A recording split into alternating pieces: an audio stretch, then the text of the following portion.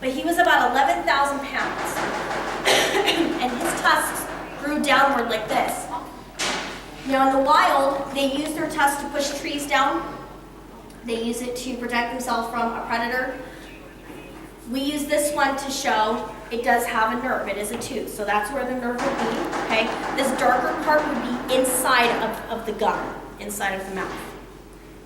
So in the wild, it could be really easy for them to get a splinter, to break it. Do you think that would feel really good if they got a splinter and it went up here? No, that'd be like if you cracked your own tooth and you just left it there, right? All kinds of funky, very uncomfortable things would happen. So we've trained even our elephants not just to help take care of their feet and their body, but they've also helped us to take care of their tusks. So our male was trained to present his tusk to us through the fence, and we were able to take a saw and we were able to trim it for them. So that's great. And this piece alone weighs about 25 pounds. Now with that, this tusk was not from an elephant here. Kazoo, hi Harold. Hi. Sorry guys, we're gonna let Harold pass us. I told you it's a working building. We've got a lot of people here. This tusk was not from an elephant that lived here like Rushmore's tusk. This tusk came from customs. Why would we get it from customs? Poachers. Right, somebody bringing it here illegally. And you would be surprised to know that the number 2 importer and exporter of ivory is the United States.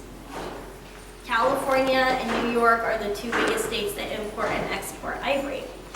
And can we survive without this? Yeah, we can. We don't need it for medical purposes. We don't eat it. We don't need it for food. Sorry guys, Tina's gonna pass by. Hello. Excuse me, hi. So we like to say it looks better on the elephant than it does with us. This is just what it looks like alone. But this is what people are going after elephants for. And just like giraffes are important in Africa, so are elephants. In fact, elephants are called, hi Gary, we're gonna let Gary through. Elephants are called a keystone species. Have you ever heard of that word before? Keystone species? It means that if something is going wrong in their habitat, that we're gonna see it in elephants first, but also they are a vital, important role to the ecosystem, where if they go extinct, the whole ecosystem could collapse.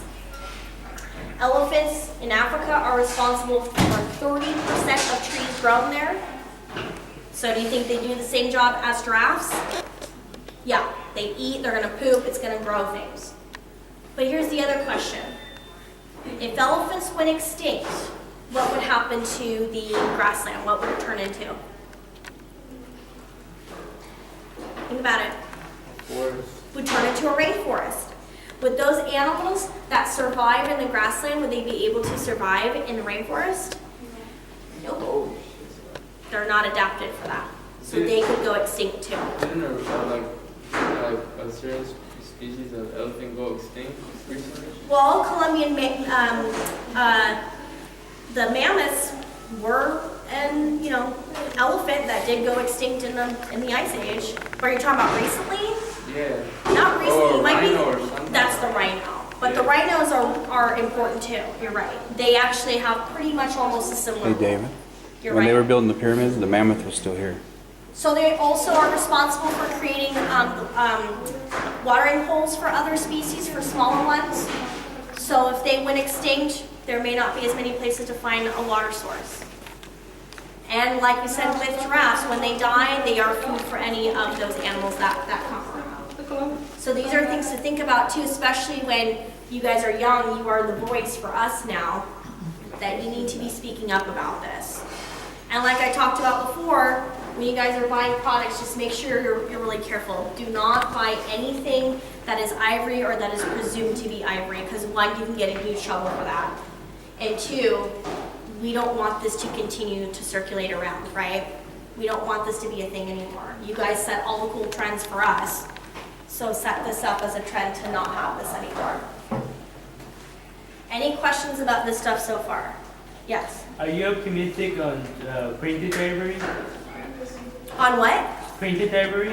Printed ivory? Well, people just want to stay clear of it, and here's why.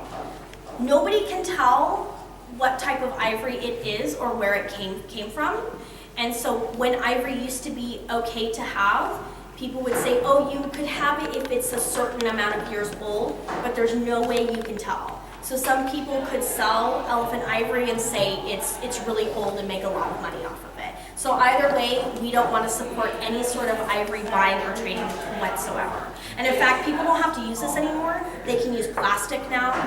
They can use different types of nuts and different types of plants to use to make something that looks just like this.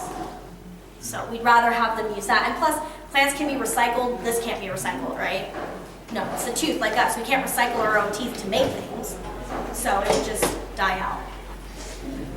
Now I want you to turn your attention real quick before we leave to this stall right there. That is a medical stall. So if ever an elephant needs to see a vet or anything, the vet comes to us. Think about it. In the 20s, if an elephant needed to see a vet, we would probably have to walk the elephant up there or put it in a crate and drive it up there. That would take a lot of time. So instead, the vets come to us. They can go in that stall. We can do dental exams. We can do surgeries in there. There's a wall on the right-hand side that can open, and there's a private play yard outside that leads up to the big yard out there. But remember when I talked about protective contact? Working with them through fence. So with the elephants, we also do not go in with them.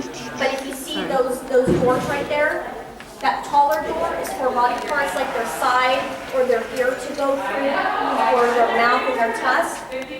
That smaller door is for their feet, so that's where they put their feet up to get a pedicure.